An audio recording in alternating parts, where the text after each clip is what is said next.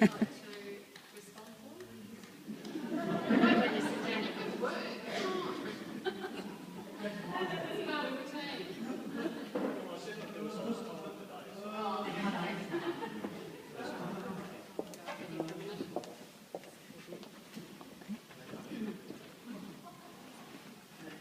Thanks, Anne-Marie, and thank you, Cassie, for your very kind words. This is more than a little overwhelming. I got a phone call from Anne-Marie a couple of weeks ago to say that things were being organised and it was becoming more and more difficult to organise those bits and pieces without me knowing about it. And apparently it was causing Alison some stress that each time I walked out of the office she would switch roles and do something, and when I walked back in she would have to change. So I thank you all sincerely for coming along, and certainly thank everybody. I've had numerous phone calls and messages today from people giving me their best wishes, and that's fantastic. Anne-Marie mentioned my family, and I have the renter crowd, my sisters and Deb's mum and dad, and a couple of brothers-in-law, daughter Hayley, Dominic, my stepson. Unfortunately, Owen and Gab couldn't be here, but it's lovely to have the family here. And as Anne-Marie said, I must thank them for their forbearance over the years, because if you work in this area, you work irregular hours, and there are times when it does encroach on family time. I'd also like to sincerely thank Deborah for her love and support, strength, tolerance, understanding. Did I leave anything off the list, Dominic? and long suffering, I think was the other thing. To the board, I should say boards, I see Rob Allen, former chairman, up the back. Welcome, Rob, lovely to see you. The boards, I had a lovely conversation with Margaret Jeeves today. For those who may not know, Margaret is one of the foundation members of the old RCWA way back in the 50s. And Margaret very confidently told me today how she's in her 98th year and has now decided that she's going to make 100. She also reminded me that she is the last of the board that employed me. So if any of you have a beef with that, you need to go and talk to a 98-year-old lady. She's the only remaining one left. But the board, both past and present, have always had a strong commitment to Byrne, to the people we support, and see themselves very much as the custodians of the organisation, custodians of the culture and of the values, and that's what we all hold dear.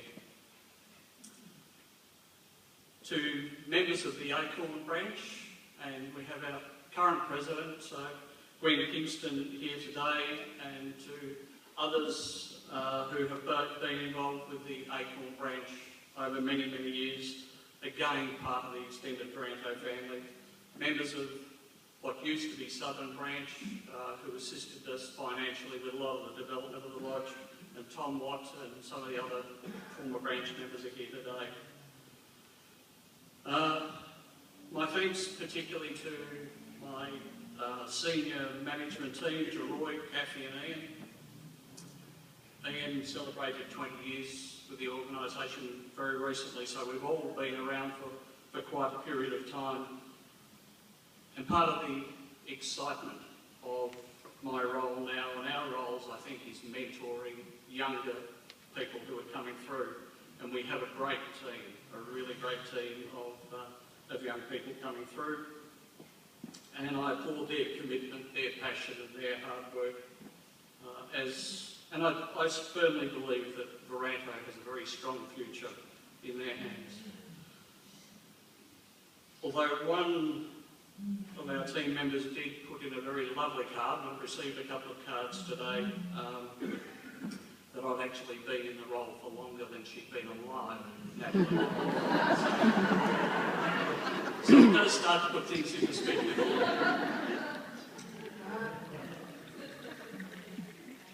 I'd also like to thank and recognise a couple of other people.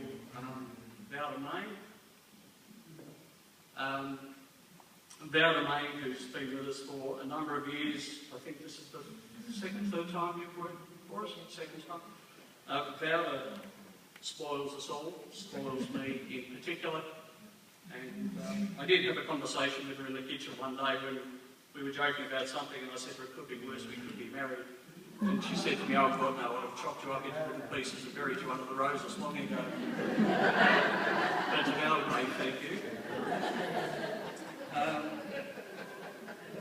To the sneaky EA, Alison, who's up the back, who has, I understand, with a number of other people, and I don't know who the other guilty parties are, but we'll find out. But Alison's the lady who now keeps me organised and keeps me somewhat sane, and has, I understand, done a lot of work in regard to today, so thank you very much. One of my good friends and colleagues, Geraldine Harwood, is travelling overseas. Geraldine and I have been colleagues for over 20 years and friends for the same amount of time. She had either the foresight or the audacity to retire at the end of last year, I'm not sure which, and is now travelling, I believe, probably in the US on a cruise at the moment. But I would like to say thank you publicly to Geraldine. A number of NDS colleagues here present today, and to those, both current colleagues and former colleagues, I'd say thanks, because it really is, any advocacy within this sector is a team effort, and it doesn't matter whether it's advocacy on behalf of organisations. Ultimately, we are all advocating very strongly for people living with a disability. And so I would like to pass on my sincere thanks for their support over the years. I mentioned, it was Anne-Marie that mentioned that CEOs tend to come and go with a fairly high rate of turnover, and I just had a look today, and 3 different sites showed. One said the average tenure was 8.1 years, the other one was 6.5, and the third one was 5 years, so I stopped looking after that. But the reason that I have been able to remain as enthusiastic as I have at Byrne is because of the people who I'm fortunate enough to work with. I've worked on the basis of somebody said many years ago, you don't need to know everything, but you need to know somebody who does. So I've used that as a guiding principle. I've also used that the art of management is twofold. One is to delegate, the second one is to find out whose fault it is, because it couldn't possibly be mine. But over the years, the innovation that has been spoken about today is not of my doing. It is the result of the hard work of the team that I have around me. It was mentioned that we were the first organisation to have an ISO certification, that we were ahead of the pack somewhat in ageing and disability. There have been significant changes structurally at Oakdale Lodge over the years, and now we are very, very focused on becoming person-centred, and to the point that the board have adopted that as one of the key principles and one of our key goals in our current strategic plan. It is also something that we will achieve formally by the end of this calendar year, to have every employee to undertake the training in person-centredness, and of that we should all be very proud.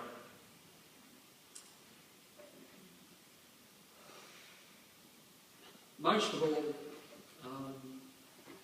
it's the people we support.